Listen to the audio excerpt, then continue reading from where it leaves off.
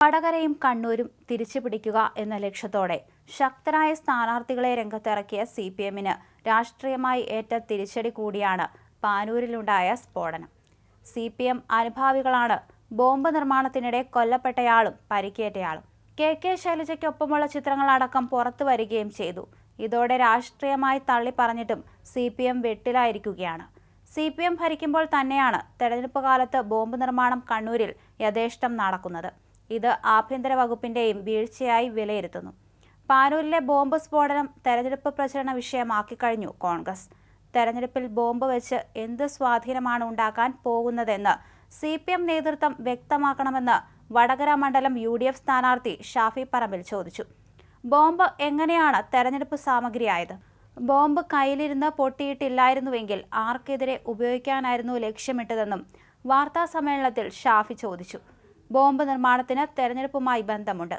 സ്ഥാനാർത്ഥികളോട് ചേർന്ന് നിൽക്കാൻ പ്രതികൾക്ക് എങ്ങനെ സാധിച്ചു? നാടിന്റെ സമാധാനം കെടുത്തരുത്. കേരള പോലീസ് അന്വേഷിച്ചാൽ സത്യാവസ്ഥ പുറത്തു വരില്ല. CPM ആക്രമണത്തിന് കോപ്പുകൂട്ടുന്നു. വടകര അടക്കമുള്ള ഇടങ്ങളിൽ വ്യാപക ബോംബ് ശേഖരണം നടക്കുന്നുണ്ട്.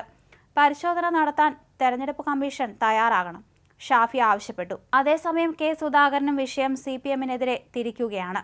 ബോംബ് നിർമ്മാണത്തിനിടയിൽ CPM പ്രവർത്തകൻ കൊല്ലപ്പെട്ടത് അത്യന്തം ഭീതിജനകമായ വാർത്തയാണെന്ന് KPCC പ്രസിഡന്റും കണ്ണൂർ പാർലമെന്റ് മണ്ഡലം UDF സ്ഥാനാർത്ഥിയുമായ K സുധാകരൻ ഫേസ്ബുക്ക് പോസ്റ്റിൽ കുറിച്ചു.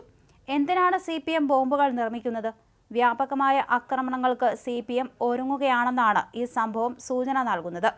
CPM ഒരു തീവ്രവാദ സംഘടനയാണെന്നും ആഭ്യന്തരമന്ത്രി കഴിവുകെട്ടവനാണെന്നും ഒരിക്കൽ കൂടി വ്യക്തമാക്കുന്നു.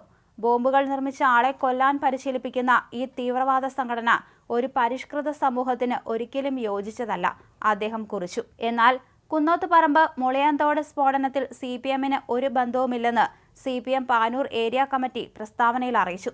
സമാധാനപരമായ തെരഞ്ഞെടുപ്പ് ഉറപ്പുവരുത്താനുള്ള പ്രവർത്തനങ്ങളിൽ ഏർപ്പെട്ടുകൊണ്ടിരിക്കുന്ന സാഹചര്യത്തിലാണ് ദൗർഭാഗ്യകരമായ സംഭവമുണ്ടായത്.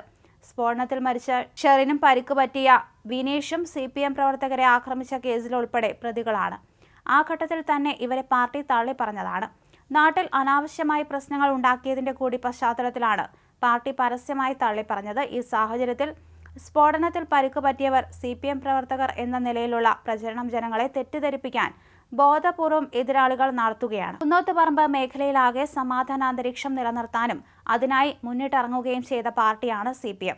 സ്ഫോടനവുമായി ബന്ധപ്പെട്ട് സമഗ്രമായ അന്വേഷണം നടത്തണമെന്ന് Panoor area secretary KE Kunhabdulla ആവശ്യപ്പെട്ടു. അധികം ആരും ശ്രദ്ധിക്കാത്ത പറമ്പിലാണ് ബോംബ് നിർമ്മാണം നടന്നത്. ബോംബ് സ്ഫോടനത്തിൽ പരിക്കേറ്റ് ചികിത്സയിൽ കഴിയുന്ന വലിയപറമ്പത്ത് PV വിനീഷിന്റെ വീടും മറ്റൊരു വീടുമാണ് പ്രദേശത്ത്. 2 ഏക്കറോളം പരന്നുകിടക്കുന്ന കശുമാവിൻ തോട്ടത്തിൽ ചുറ്റപ്പെട്ട സ്ഥലത്ത് ഈ 2 വീടുകൾ. ഇതിനടുത്ത് ഒരു പാറമടയും. ഈ പ്രദേശത്ത് പകൽ നേരത്ത് പോലും ജനസഞ്ചാരം വളരെ കുറവാണ്. രാത്രിയിൽ വിനീഷിന്റെ വീട്ടിലേക്ക് നിരവധി ആളുകൾ എത്താറുണ്ടെന്ന് നാട്ടുകാർ പറയുന്നു. ഇയാൾ തനിച്ചാണ് ഇവിടെ താമസിക്കുന്നത്. സ്ഫോടനം നടന്ന വീട് ലൈഫ് മിഷൻ പദ്ധതിയിൽ ഉൾപ്പെടുത്തി നിർമ്മിച്ചതാണ്. 1.40 ലക്ഷം രൂപ ഇതുവരെ ലഭിച്ചു. കോൺക്രീറ്റ് വരെ നിർമ്മാണം നടത്തിവച്ചിരിക്കുകയാണ്. അടുത്ത ഗഡുവിനായി കഴിഞ്ഞ 9 മാസമായി രാധയും കുടുംബവും കാത്തിരിക്കുന്നു. വെള്ളിയാഴ്ച രാത്രി മുതൽ വിനീഷിന്റെ വീട്ടിൽ ആളുകൾ ഉണ്ടായിരുന്നതായി നാട്ടുകാർ പറഞ്ഞു. സ്ഫോടനം നടന്ന സ്ഥലത്ത് അപൂർവം ചില നാട്ടുകാർ മാത്രമാണ് എത്തിയത്. അതേസമയം ബോംബ് സ്ഫോടനം അന്വേഷിക്കാൻ കൂത്തുപറമ്പ് ACP KV വേണുഗോപാലിന്റെ നേതൃത്വത്തിൽ പ്രത്യേക അന്വേഷണ സംഘം രൂപവൽക്കരിച്ചിട്ടുണ്ട്.